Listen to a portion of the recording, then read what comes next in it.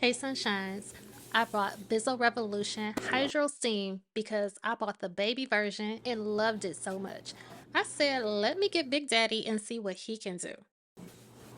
I finally took it out the box, put it together, and as you can see, my daughter loves it already.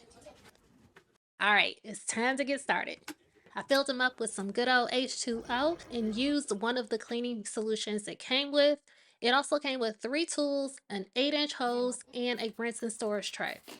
I pre-treated the stains because they've been there for a good minute. Put it in the steam wash max clean mode, and now it's time to get to work. We got a couple before and after pictures. It did a pretty good job seeing as how her carpet hasn't been cleaned in almost 2 years. Here's a quick look at some of the dirty water. I say some because there was definitely more dirty water than this.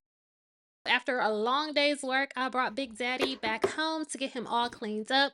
Do you see all the gunk up in there? See, this is why it's important to clean your cleaning machines after you use them. To rinse clean the brushes, fill up the provided cup with 600 milliliters of water, pour it into the side of the tray, open the hose door, turn it on for about 8 seconds, then close the hose door and repeat it 1 to 2 more times. Take the cover off and don't be afraid to get up in there and get all the gunk out. I use the nozzle clean out tool to clean the hose door and the sides.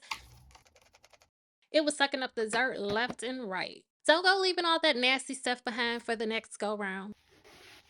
And once I finish, I let it air dry overnight and bam, Big Daddy looking brand spanking new again.